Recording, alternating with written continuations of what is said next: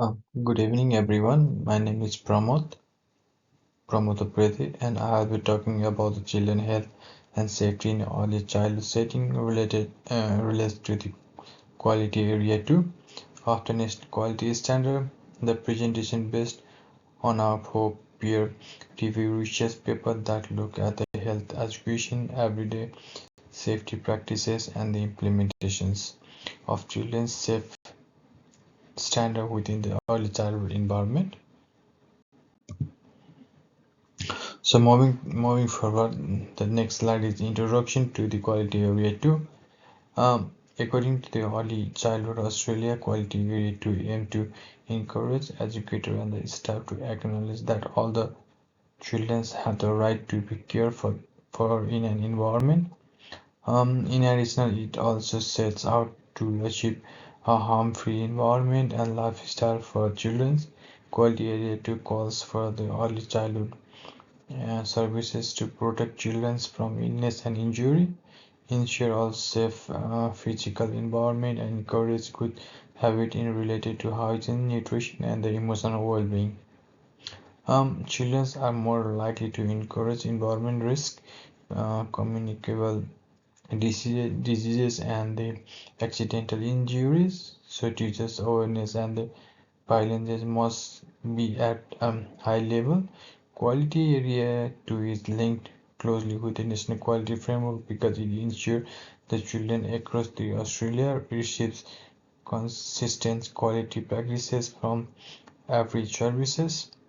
I'm going to share key findings from our four research paper today, so that is going well in the early childhood setting where the gaps still pretend what need to be fixed. So this is the overview of the literature. In this presentation, I have chosen four peer-reviewed articles published between 2023 and 2025. These are the systematic review Ramos, Pla, and the Kronos Kasol, qualitative study by the Tilia, an empirical case study by Zimbabwe and Malanga and colleagues, and a mixed method study by the MC Ferland.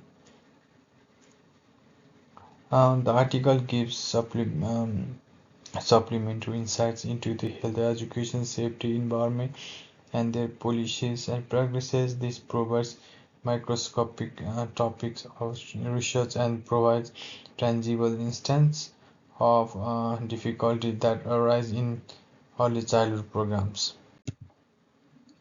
So the health education and the promotions. Health education is the first theme consisting of activities such as hygiene, teaching, nutrition, active play, and emotional well-being. A systematic review by the Ramos Club and the Furnace Castle demonstrate the significance of early childhood of the children in a great way. The analysis of the 21 study reveals that the studies of the health education have grown over the past 10 years, which is more significantly. However, they also found a gap such as the lack of collaboration between teachers and the professionals in the field of health and the lack of the researches of mixed methods as well. This is an indication that we are yet to find out the full extent of the health education in the different early childhood setting. According to the research, appropriate health education method is to be engaged in a daily routines and the proper training is also necessary. So the next slide is practice challenge in the health health promotions. The article by TLO addresses the issues of day by day in the ECCE centers in South Africa. According to the research, children's health was directly impacted due to the faulty for irregular meal timing, non-safe indoor and outdoor environment, unsatisfactory hygiene measures, and the poor supervision, compromised cleanliness, and heightened the risk of the diseases outbreaks. Many teachers received insufficient training on nutrition and the health-related schedules. um, and as such there is practices may be somehow inconsistent. Study notes. The study demonstrated a clear gap between the theory and the health education and it implements in early learning environment. So the safety protocols and the environment. The second big idea comes from the 2025 study in Zimbabwe by the Malanga. Many ECD centers were found that the serious safety issues, and this includes a lack of adequate water, sanitizing, and the hygiene facilities, damaged buildings, overcrowded classrooms, and no safety equipment like a first aid kits, very high occupancy level, supervision, and potentially cause harm to detainees. Poor wash conditions may cause infections. This impact of the surrounding environment make it unsafe for the children's health and education ability to fulfill minimum standards. This article indicates that there is a close relation between the physical environment safety and the well-being of children. The next slide is child safety, safe standard and the leaderships. The third theme has to be leadership and the child safe standards. McFarland stated that the teachers in Australia are aware that the standards are valuable. However, they lack the ability to put them into the practices. High workload and the competitions with priorities are the development barrier in the professionals.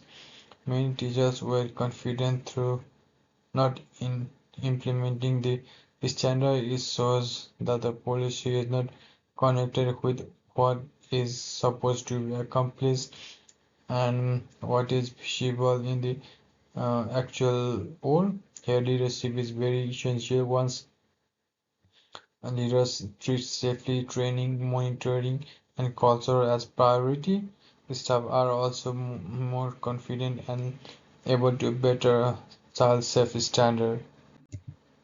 So comparisons of the context.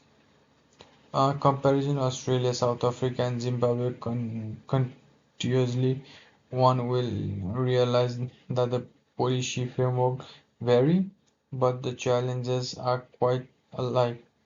There are the child safety standard in the Australia, however, the training and the children and challenges connected with the workload mm, do not always result in the implementation. The problem of the unsafe environment and the inconsistent hygiene practices are the key problem in the South Africa. The biggest challenges in the Zimbabwe are the poor infrastructure and the leadership coupled with the lack of resources. The three settings have similar problems of lacking of training, lack of monitoring, unsafe conditions, and the absence of policy practice. So the next slide is recommendation. The four articles have significantly recommendations. First, year childhood education out to receive a continuous professional development to learn about the health safety and the child safe standards.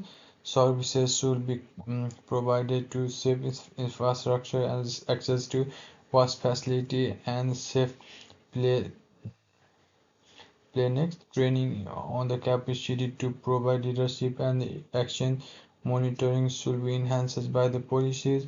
Fourthly, to ensure the promotions of the hygiene and the nutrition learning, evidence-based health education programs should be established in the early childhood centers. Finally, collaboration with the families, communities, and the health agencies need to be reinforced in a bid to promote a comprehensive approaches to well-being among the children.